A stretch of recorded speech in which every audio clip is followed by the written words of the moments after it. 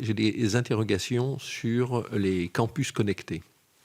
Parce que quand on parle d'université, il y a un peu le terme même d'universalisme qui vient. Et quand moi j'étais aussi confronté, non pas de l'autre côté de la rade, mais à une demi-heure de Lyon, d'un campus connecté de jeunes qui vivent déjà dans des bulles de réseaux sociaux qui sont assez des replis sur soi et qui ne franchissent pas le pas pour aller jusqu'à l'université, alors que ce serait même déjà presque un parcours initiatique d'intégration.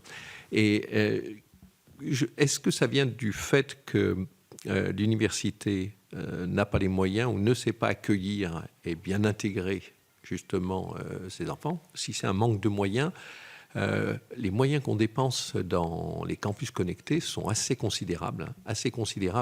Et est-ce qu'on a vraiment, c'est une expérience maintenant, on commence à avoir un peu de recul, est-ce qu'on a vraiment des bons résultats? Et est-ce que c'est une bonne démarche ou au contraire, il faudrait les réinterroger sur certains territoires? Alors, je pense de toute façon que une innovation comme celle-là mérite d'être réinterrogée de façon assez régulière. Je pense qu'elle le sera par la force des choses pour des raisons financières. C'est un coût largement porté par les universités, mais également par les collectivités qui les portent. C'est une belle proposition qui a été faite par le ministère, que cette création de campus connectés.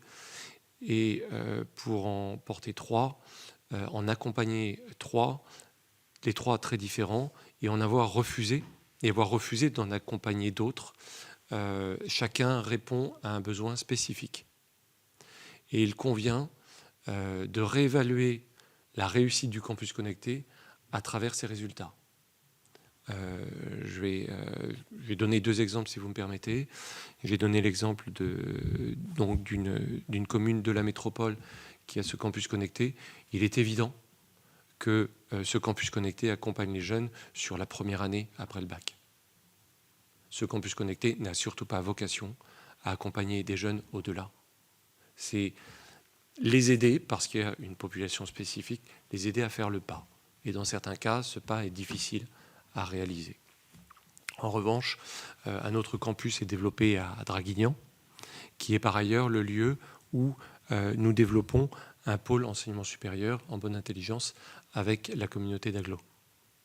Et là, en fait, le campus connecté vient compléter l'offre de formation que nous ne pouvons pas développer sur place, mais vient compléter par une offre à distance et vise à insérer les jeunes dans un pôle où se trouvent déjà d'autres étudiants, mais dans lequel ces jeunes ne trouveraient pas la formation qu'ils attendent. Et là, on est face à des cas très particuliers, mais qui ont du sens.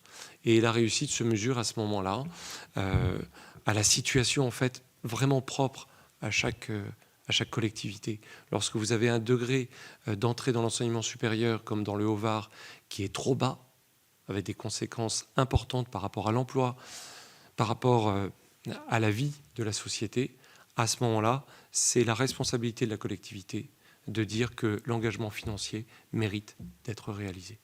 Et nous, c'est notre responsabilité que d'accompagner notre mission de service public.